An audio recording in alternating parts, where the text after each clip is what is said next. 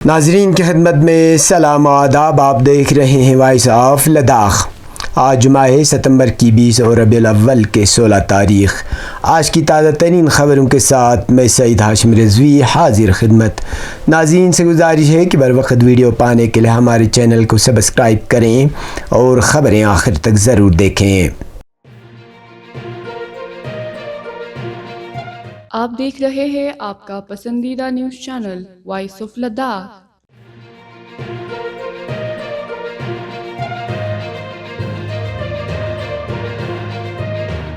مسلح امام منجگن میں منعقدہ نماز جمعہ کے موقع پر امام جمعہ حجت الاسلام شیخ محمد حسین لطفی نے میلاد رسول اکرم اور وحدت اسلامی کی اہمیت پر نماز گزاروں کو سیر حاصل خطبہ دیا. اپنے دوسرے خطبے میں انہوں نے لبنان میں عالمی دہشت گرد صہیونی اسرائیلیوں نے پیجر اور دوسرے مواصلاتی آلات کے ذریعے دھماکہ کر کے ہزاروں زخمی اور متعدد شہید کرنے کی خبریں موصول ہوئی ہیں. اس موقع پر ادارہ امام خمینی میموریل ٹرسٹ اور مسلمانان کرگل اس وحشیانہ اقدام کی بھرپور مذمت کرتی ہے اور مقاومت کے ان شہیدوں کے خاندانوں کے ساتھ ان کے غم میں شریک ہیں. انہوں نے رہبر معظم کی طرف سے حالیہ دنوں وحدت اسلامی کے حوالے سے مسلمانوں کی عالمی مسائل کے بیان کے ضمن میں ہندوستان کے نام لیے جانے کو حق بجانب بتاتے ہوئے بی جے پی حکومت کو اپنے گریباں میں جھانکنے اور اقلیتوں خصوصاً مسلمانوں کے حالات زار کے حوالے سے حالات کا سنجیدگی سے جائزہ لینے کا مشورہ دیا. یاد رہے کہ ایران کے سپریم لیڈر کے اس بیان پر وزارت خارجہ ہند کے ترجمان نے اعتراض جتایا تھا.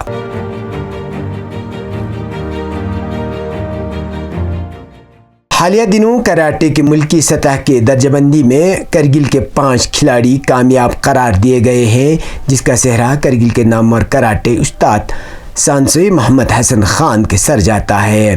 ملکی سطح پر لیے جانے والے اس درجہ بندی میں ام البنین دختر محمد حسن خان ساکن برسو بلیک بیلٹ نداں، ختیجہ بانو دختر محمد عیسیٰ ساکن تھزگام سانکو بلیک بیلٹ، ذاکر حسین ولد محمد علی ساکن سمرا چکتن بلیک بیلٹ، امتیاز علی ولد محمد جمیل کھنڈی برسو اور سید محمد عارف رضوی ولد سید ہاشم رضوی ساکن سانکو کو بلیک بیلٹ کا درجہ ملا ہے. اس ضمن میں کراٹے استاد محمد حسن خان کے کاوشوں کی عوامی سطح پر پذیرائی ہو رہی ہے، جنہوں نے صرف اپنے بلبوتے پر ضلع میں لڑکے اور لڑکیوں کو کراٹے ٹریننگ کا سلسلہ جاری رکھا ہے اور اب تک بہت سارے کراٹے کھلاڑیوں کو تربیت دے کر کامیابی دلائی ہے.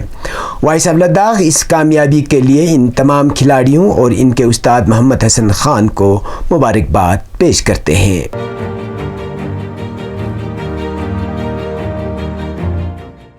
ہفتہ وحدت کی مناسبت پر امام خمینی میموریل ٹرسٹ کی ذیلی تنظیموں کی جانب سے تقریبات کا سلسلہ جاری ہے.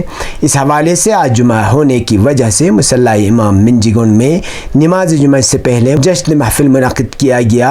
ہفتہ وحدت کے 5ویں روز بسیج روحانیون ہیڈ آفس اور مسلح کمیٹی نے اس موقع پر شایان شان پروگرام اور تبرکات کا اہتمام کیا گیا تھا. جشن محفل میں کثیر تعداد میں مومنین نے شرکت کی. اس موقع پر علماء کرام اور مقررین نے پیغمبر آخر زمان حضرت محمد مصطفیٰ صلی اللہ علیہ وآلہ وسلم کے پاک زندگی پر روشنی ڈالی اور ہفتہ وحدت کی اہمیت و افادیت پر تفصیل سے روشنی ڈالی. آخر میں صدر محفل حجت الاسلام سید کاظم صابری موسوی نے وحدت اسلامی کے موضوع پر مؤثر تقریر کی. اب پیش ہے قومی اور بین الاقوامی خبریں.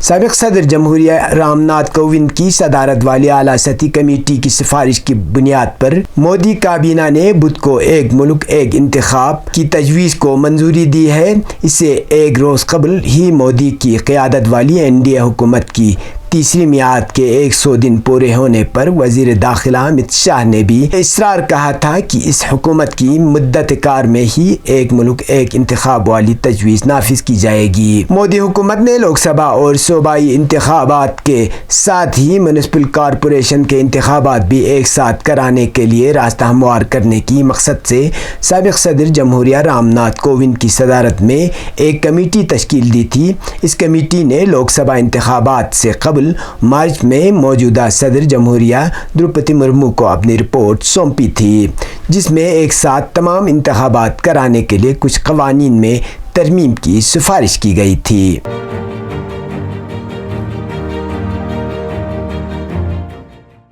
میڈیا رپورٹوں کے مطابق حزب اللہ لبنان نے آج جمعے کو جنوبی لبنان سے عصبہ الجلیل میں واقع سیونی حکومت کی مطلوعہ فوجی چھاؤنی پر متعدد میزائل برسائے، جس کے نتیجے میں اس علاقے میں خطرے کے الارم بجنے لگے۔ سیونی میڈیا ذرائع نے اعلان کیا ہے کہ المدلہ سیونی کالونی پر لبنان کے اسلامی استقامتی فورسز کے حملوں میں 50 گھروں کو نقصان پہنچا ہے۔ ارنا نے سیونی اخبار اسرائیل الیوم کے حوالے سے رپورٹ دی ہے کہ جائزے سے واضح ہوا ہے کہ المدلہ کالونی پر حزب اللہ کے حملوں میں 50 مکانوں کو نقصان پہنچا ہے، اور یہ نقصان حزب اللہ کے سنگین میزائل حملوں کے نتیجے میں ہوا ہے۔ یہ تھے اب تک کی خبریں، اسی کے ساتھ مجھے اور میرے ساتھیوں کو دیجیے اجازت۔ اللہ حافظ۔